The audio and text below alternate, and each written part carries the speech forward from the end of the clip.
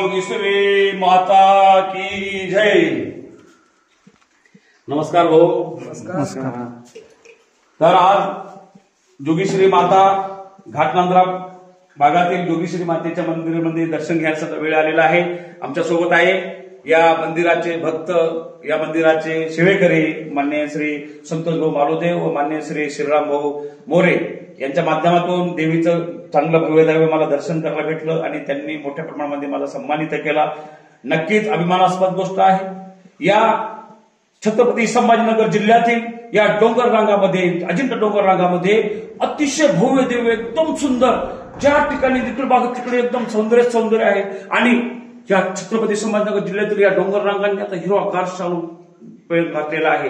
आणि जेव्हा मी या देवीजवळ आलो, वरून जेव्हा खाली उतरताना मला बघितलं, माझ्या अंगाला काटे येत होते। इतकं सुंदर गाडी लावली आणि हळूहळू खाली चालत आलो आणि छोटे छोटे मी व्हिडिओ काढत आलो। आता खाली आल्यानंतर माननीय श्री संतोष भाऊ मालोदेव, माननीय श्री श्रीराम भाऊ मोरे यांचा चांगला परिचय झाला आणि त्यांनी या देवीसोबत त्यांचा सुद्धा मला आशीर्वाद लाभला।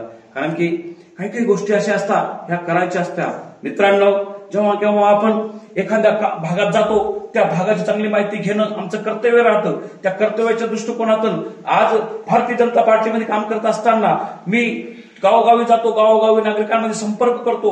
त्याच भाग हा जोगेश्वरी माता आहे। घाटनांद्रा परिसर छत्रपती संभाजीनगर जिल्ह्यातील सिल्लोड तालुक्यामध्ये आहे। जवळपास छत्रपती संभाजीनगरहून 30-70 किलोमीटर हे जोगेश्वरी माता मंदिर आहे। सिल्लोडहून जवळपास 30-35-40 किलोमीटर आहे। चिंचोली लिंबाजीहून हे जवळपास 15 ते 20 किलोमीटर आहे। आणि या सगळ्या परिसरामध्ये येत असताना चांगल्या प्रकारचं कार्य कसं आपल्या हातून घडावं, देवाचं दर्शन, देवाचा आशीर्वाद आपल्याला कसा भेटावा, या माध्यमातून मनाला वाटलं की कुठेतरी चला आज देवीचं दर्शन घ्यायला। आणि खरंच देवीचं दर्शन झालं। इतका सन्मान, इतका मान सन्मान। कारण की हे जे संतोष भाऊ मालोदे यांनी ओळख सांगितली, माझे लंगोटी मित्र माननीय श्री रामचंद्र देवराव पवार व माननीय श्री स्वर्गीय कैलास देवराव पवार यांचे ते भाष्य माझ्या गल्लीतले, माझ्या जवळचे, माझ्याच आजूबाजू खेळलेले आणि मला त्यांचा परिचय झाला, अतिशय अभिमानास्पद गोष्ट आहे। श्रीराम भाऊ मोरे सुद्धा आम्ही लहानपणी या भागात यायचो, त्यांच्याच परिवारात श्रीराम भाऊ मोरे आहे। आणि हे सर्व लोक जेव्हा देवीची सेवा करतात, देवीचे भक्त आहे, देवीची सेवा करत असताना जेव्हा एखादा भक्त परिवार जेव्हा इथं दर्शनाला येतो, त्यांना जेव्हा सन्मान भेटतो, नक्कीच छाती एकदम फुललेली आहे। मित्रांनो, आपण या परिसरामध्ये देवी बऱ्याच लोकांचे दैवत आहे, बरेच लोक देवीला दर्शन करायला येतात। आपण सुद्धा हा व्हिडिओ बघितल्यानंतर इथे येऊन बघू शकता सौंदर्य काय म्हणता, नैसर्गिक सौंदर्य काय म्हणता आणि इतकी डेव्हलपमेंट इतकं भारी इथं केलेलं आहे।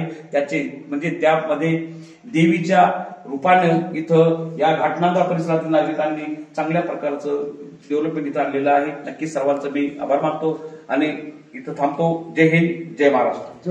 माता की जय, जोगेश्वरी माता की जय।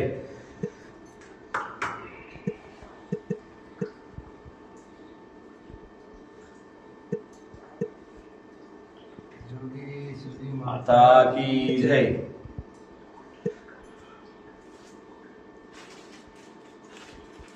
जोगेश्वरी माता की जय।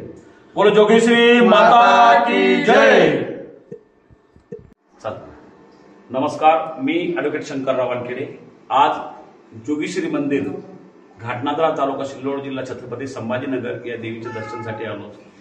हे आमचं कुलदैवत आहे जोगेश्वरी माता आणि अतिशय भव्य देवी, एकदम पहाडामध्ये आमच्या या जोगेश्वरी माता आहे।